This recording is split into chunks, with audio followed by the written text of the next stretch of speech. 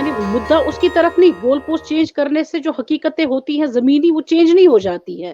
370 temporary था या permanent था, वो तो कॉन्स्टिट्यूएंट असेंबली का काम था जो डिसॉल्व हुई थी इसको परमानेंस देने के बगैर ही। आज वो मुद्दा नहीं है। मैंने ये कहा चुनाव चल रहे हैं, क्योंकि अब इस साल में 5 स्टेट्स के हमारे चुनाव होने वाले हैं, तो हम कौन-सा माहौल यहाँ क्रिएट कर रहे हैं? आज वो मुद्दा नहीं है कि हम एब्रोगेट करेंगे 370 का, क्योंकि वो ठंडे बस्ते में जा रहा है। दूसरा जो अहम मुद्दा था कि हम राम मंदिर बनाएंगे, वो भी ठंडे बस्ते में गया, क्योंकि वो सब चीजें हो गई जो मैनिफेस्टो के हिसाब से इनकी थी।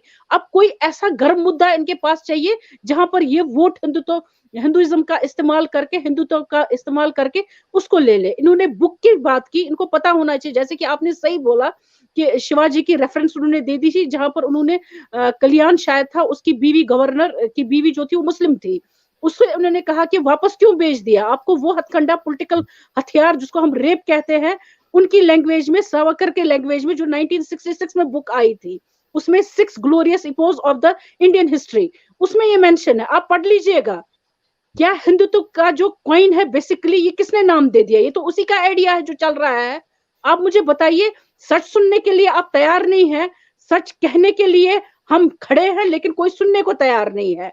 एक तरफ से बीजेपी, मैं अब डायरेक्टली बोल देती हूँ, बीजेपी एक तरफ से हमारी प्रोटेक्शन के लिए खड़ी हो जाती है, और जब हमारी बोलियां हो जाती है मंडियों में, या ये कहा जाता है मॉर्फड फोटोग्राफ आपकी परमिशन के बगैर, आपकी प्राइवेसी को इन्फ्रिंज करके फ्रिंज एलिमेंट्स हमारे सामने आ जाते, उस वक्त आप पीछे खड़े होते हैं।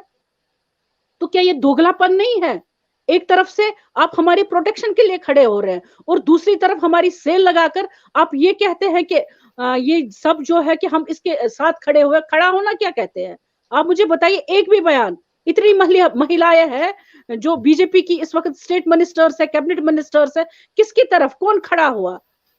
सिंपली आप इसको को, इससे पहले भी 6 महीने गीता जी, डील आई, अगर यही, हम थोड़ा एक्सटेंड कर सकते हैं, कोई दिक्कत नहीं। अगर यही मंडी हिंदू फीमेल्स के लिए लगाई होती तो कितना हाहाकार हुआ होता, राइट्स हुए होते, आपने मुसलमानों के घर जला दिए होते, आपने दुकानें जला दी होती।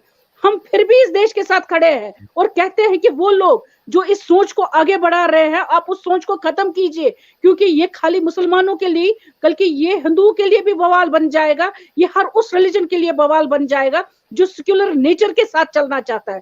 भले ही मैं जानती हूं जब हमारा कॉन्स्टिट्यूशन बना उस वक्त सेक्युलरिज्म नहीं था, 42nd अमेंडमेंट में यह आया, बाद में आया, लेकिन जरूरत क्यों महसूस हुई सेक्युलरिज्म को लाने की?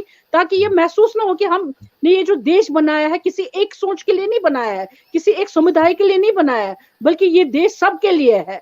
जैसा मेरे लिए है वैसा ही आपके लिए है, जैसे आप रेस्पेक्टेबल है वैसे हम भी रेस्पेक्टेबल है। तो अगर आज हमारी मंडी लगी है, कल ये आप लोगों की मंडी भी लग सकती है, तो इसमें कोई सेफ नहीं है। खाली कहने से कथनी और करनी में फर्क है। आप दिखा दीजिए, आप बता दीजिए, जो प्रोटेक्शन आपने ट्रिपल तलाक के तरीके से दे दी, आप उन लोगों पर जाइए, उन मोहरों पर नहीं जाइए, बल्कि हाथ उन लोगों पर डालिए जो इस सोच को बढ़ावा दे रहे हैं।